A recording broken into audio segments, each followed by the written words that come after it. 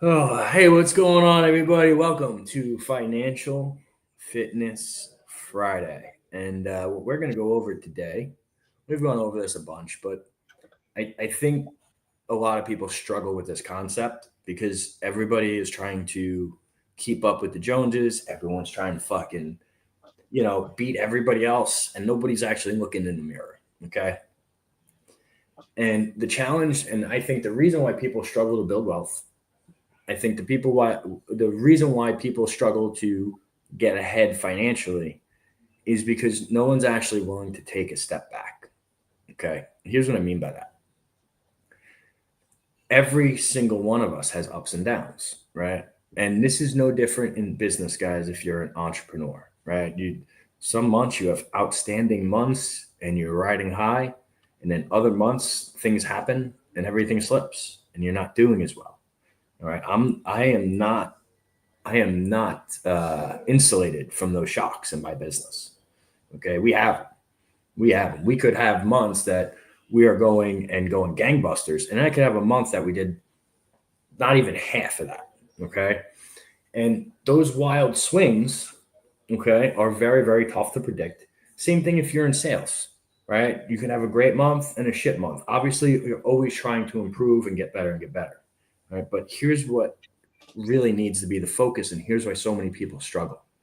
So many people try to live way above their means, and the reality is you're never going to build anything like that. Okay, it does not work like that. The reality is you have to live below your means for a long enough amount of time for you to actually build momentum and put your money to work. All right, because you're never going to save. You're not going to out save inflation. You're not going to save your way to be a millionaire. It does not fucking happen. All right. And I can tell you why, right? With inflation, all right, home prices, everything, it gets tougher and tougher and tougher. Right. So if your money isn't actually working for you, it creates a challenge. All right. And then it gets compounded because of how many people want to live up to a standard that they haven't truly earned.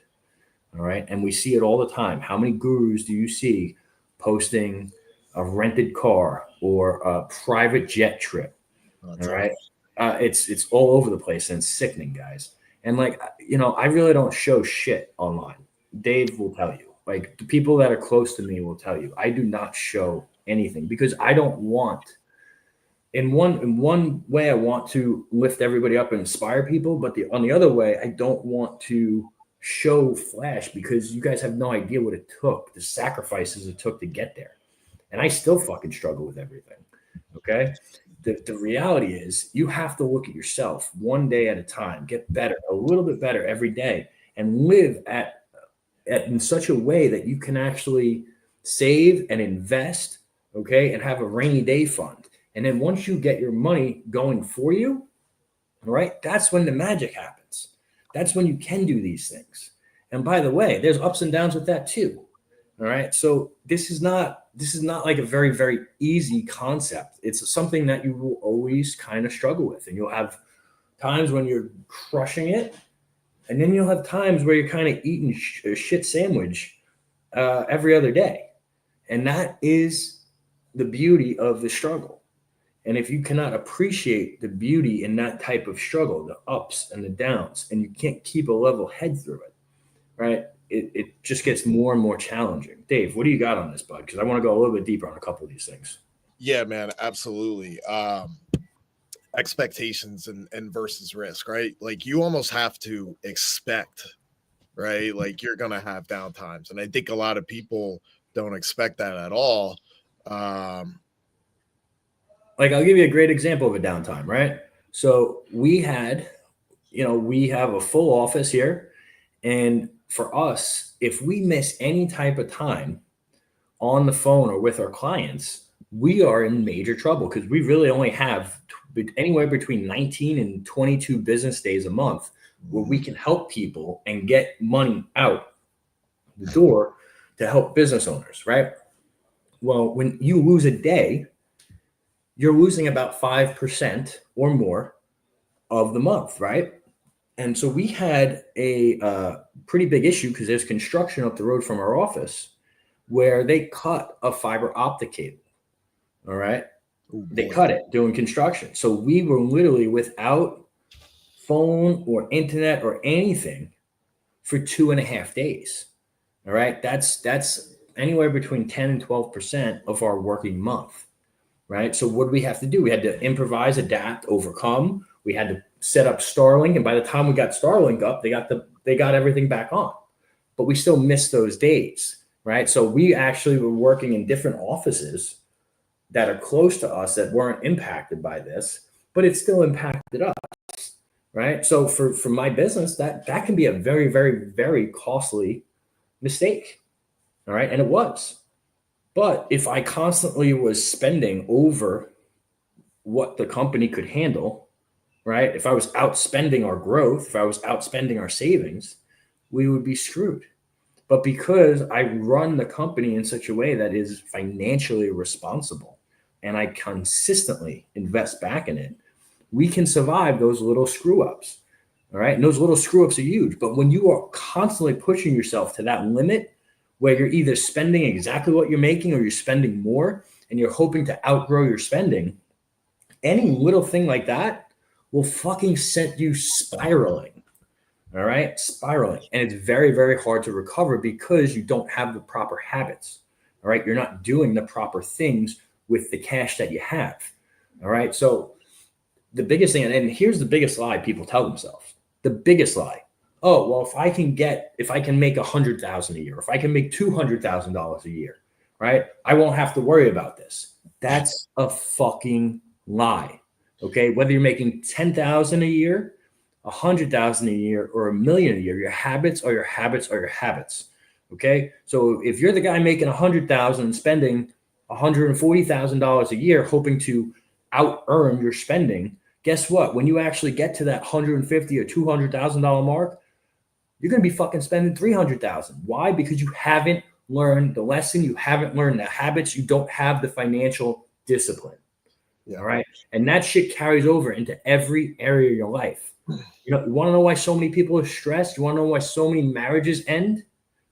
It's usually related to money, which is a crime in and of itself. All right. So with the right habits, the right discipline, okay, you can get through these patches. You can build the type of life that you guys want. It just takes a little bit of eating shit for long enough to build the type of life that you want to. All right, Dave. Yeah, man, spot on. And you just brought up a really good point. So I had to pull out the word, right? So yeah. So Luke chapter 13, right? No one can serve two masters. Either you will hate the one and love the other. I actually just read this chapter yesterday, by the way. You will either hate the one or love the other, or you will be devoted to the one and despise the other. You cannot serve both God and money, right? Dude, you said that interesting. I'm good, right? 100,000, 150,000. But you also said in the beginning of this where you can't beat out inflation, man. Yeah. How long is that 100 or 150 really going to last? Like, dude, think about that. 5 years ago, for most of the country, that was a lot of money. Mm-hmm. Like, you can't, like, what can you do on 100,000 today? Not right? Much. Yeah, you're going to live above your means. You're going to be loaded with debt. You're going to be, and listen, this isn't anything to knock anything like with jobs, right? Because everybody's like, oh, the risk taker, the business. Oh, I make 6 figures. I'm good. Well, guess what, man? That business that you work for, they get punched in the face 1, maybe 2 times or have a bad quarter or 2. Guess who's on the chopping block first? Yeah. Fuck yeah, dude. It's the truth. You know what I mean? Like that labor cost, man, like that's the biggest, right? Hey, can we go back to Luke? Okay. I'm serious. Yeah. So guys, I have been really, really gone deep down into my faith, and it has blessed me and helped me tremendously. Okay. I mean that. Me too. And I wasn't going to share this today. And as I'm talking about it, I'm getting tears in my eyes. Okay. People have real misconceptions about money. All right. It is not immoral to earn a lot of money. Okay. You just shouldn't worship money. It shouldn't be the end goal. Right. And so I bust my ass all the time. But I do it because money is a tool to deliver other things that are really much more important to me. Okay. Without money, it's very, very well. I don't want to say without it. It's not impossible. You can always help somebody. Yeah. All right. But to make an impact that you want to make in your family's life, in your community's life, it is much easier to do it with money than without. Okay.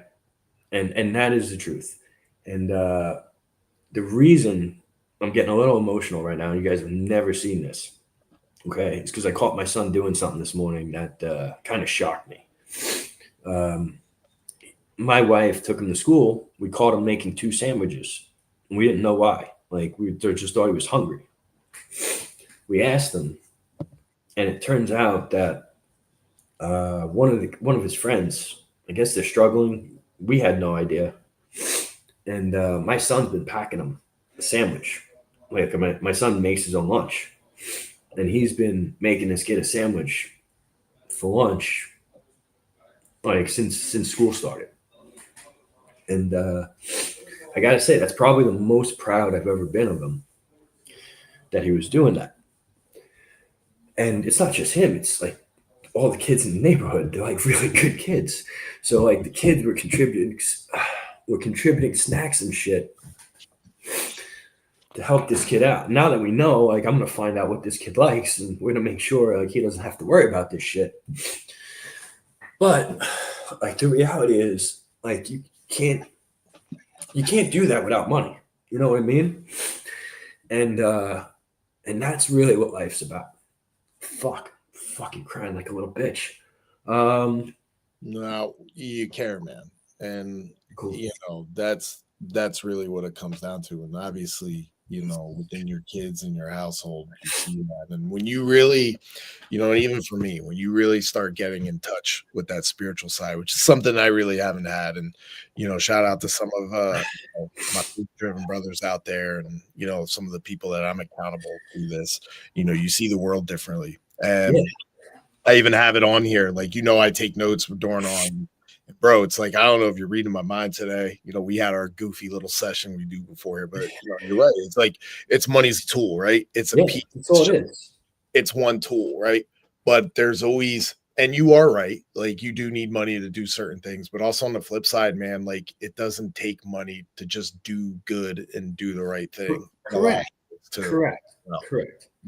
Because I think, listen, you're absolutely right with money's a tool, but I also don't want some people to get the message, oh, I gotta have money to do good things. Nah, that's not true either. Like, you can, man, and it's crazy to think about this too. This lady came off the street in the office a couple weeks ago, and I don't even like telling stories like this because I don't either. Like a do-gooder and like, hey man, look at me, right? Like, you should do good in the world. And I don't talk about, there's a ton of stories like over the last couple of years that I could tell like that, but this lady just randomly came in off the street because he's driving down Hamilton Boulevard when it was in triple digits. And she was literally like 2 miles from her house and like couldn't make it home. She was going to heat stroke out, older lady. Mm-hmm. And she randomly just came in, and I thought she was going upstairs to the med spa. And I'm like, hey, can I help you? And I happened to be the only one there. Brad wasn't there. Nobody else was there. Everybody was out, or everybody else was getting lunch. She's like, no, I'm not going to make it. And I'm like, well, okay, come here. Come on. Like, stop. Don't go anywhere. Grabbed her, like, sat her down. Her name was Helen. We had an awesome conversation. I just asked her a bunch. I said, what are you doing? Like, why are you out? Like, where are you going? And she's like, thank you. She's like, I never expected anybody will do anything. I said, well, listen, this door is always open. As long as there's lights on, there's car here, you're always welcome here. Like, like, this is always a stop. She's like, I didn't know where I was going, or even, I was like, listen, like, this is a safe place. You can come here anytime. Yeah. You don't need permission. It doesn't take much, man. And I gotta tell you, most people are truly good. You know what I mean? Yeah. That is the reality. And like, what you do, okay, in front of your kids, it echoes. Yeah. Right? My kids have seen me do a couple things, and I'm glad that I was able to set the right example. Okay, because it matters, right? It matters. So All right, I gotta stop because I'm gonna be fucking bowling. I appreciate you guys. Okay. I didn't mean to hit you with the word today, man. No, bro, I love it. And I wasn't gonna tell that story, dude. I wasn't. I was in tears earlier, and I wasn't gonna tell that story. And you hit me with that. And it just came out. So I love it, man. All right, I appreciate you guys, and we'll catch you on Mindset Monday. Be great, y'all.